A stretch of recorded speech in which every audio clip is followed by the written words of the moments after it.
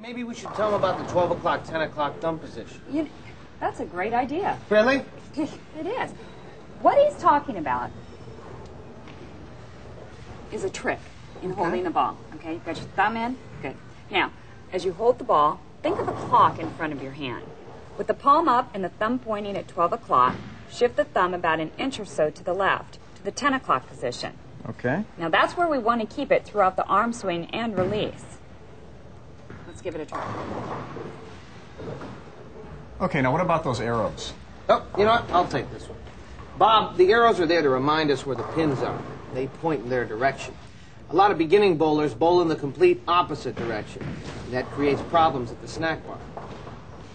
No, Bob, they are there for a reason. Those arrows actually act as guides, something to aim at. It's a lot easier to hit something that's 15 feet away rather than 60 feet away.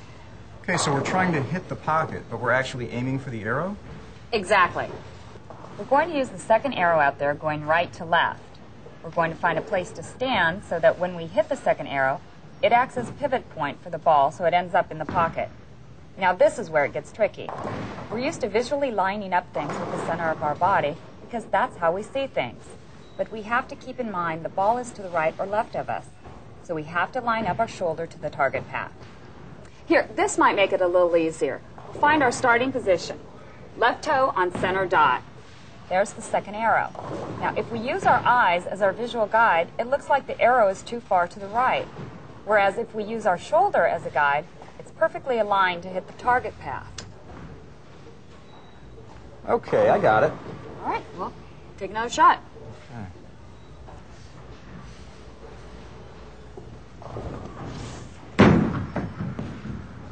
All right, good shot. Good. Hey, the ball went over the arrow, but the ball still went to the right. What happened? Should I move to the left? No, actually, just the opposite. Really? Well, that's why beginners have such a difficult time. It's actually the opposite of what you'd logically think. It'll help if we look at where our feet are and where the ball ends up. Say the ball ends up way right. To get the ball back to the pocket, you have to move your feet right, but keep the same target. If you miss to the left of the pins, you move your feet left, but again, keep the same target. Here's something I live by, Bob. Miss right, move right. Miss left, Move left. exactly. I think I got it. Okay, now, how about those pins I have left? I want to get them. Well, we call that picking up spares. A good general tactic is to shoot for the key pin that's closest to you. Okay. Something else that might help you with picking up spares. Do you remember those boards and sections we talked about? Yes. Right, you see running down the lane? Well, those are actually used to line up left or right. It's almost a system. There's a formula as to how many boards you move in order to pick up certain spare combinations. And keep in mind, we always use the same idea as to where we stand in order to get our first ball to the pocket. Okay. The key pins on the left side are the 2-pin, the 4, and the 7-pin. Remember, if we keep the same target that we use for the strike, the ball goes farther left as we move our feet right.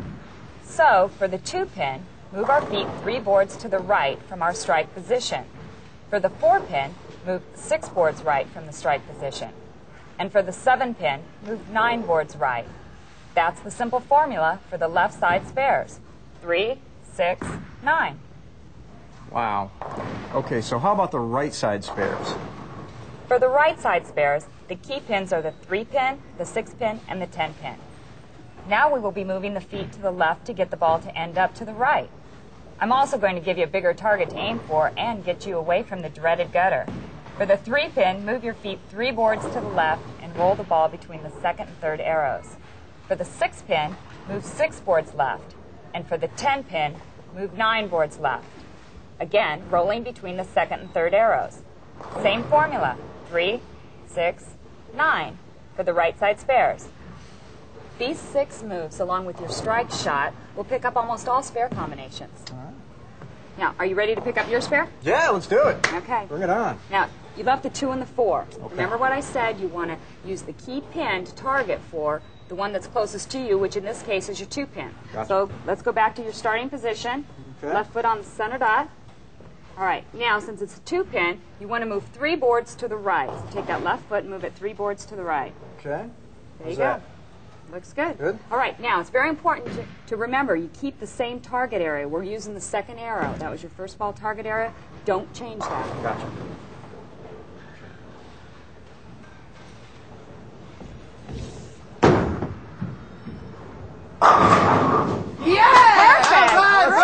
Yes! Thanks, buddy. Good. There! Good Woo! job. Okay, now, what if there's only one pin left? Well, actually, that's the easiest spare to pick up. Come on, really? Hey, yes, it's one of the great mysteries. If a bowling pin is knocked over in the forest and no one is there to hear it. Don't listen to him. Basically, all you have to do is touch it. Really? That's it. There's no special location. The pin will fall down if you just touch it. In fact, if you put a ball on each side of a pin, just touching it, you can see how much of the lane you have. Plenty of room for error. I actually think I'm starting to get the hang of this. Hang of this, you could join the league tomorrow. Get out of here. I'm not good enough for a league. Oh, really? You're better than a lot of people already. And besides, there's a handicap system that allows you to play against anyone and still be competitive. It doesn't matter what your average is. As a matter of fact, the higher your average, the lower your handicap. The lower your average, the higher your handicap. That's great. Whoa, I am late. I gotta get out of here. Oh, listen, Bob, thanks so much for helping us out. You really did a great job. No problem. Yeah, you rocked, Bob. What? We got some small parting gifts for you right here. Hey. Yeah. Whoa. Thanks a lot. This really isn't necessary. Yep. And here's a copy for yourself of the tape like you wanted. Wait, we're still filming. How did you get the... Just a little bit more of that video magic, Bob. Thanks for coming out. And thanks for watching. I hope you learned how fun and easy the great sport of bowling can be. So long, and see you out there bowling. Hey, listen, can I get one of those mirrored bowling balls? Guys, wait up. Guys,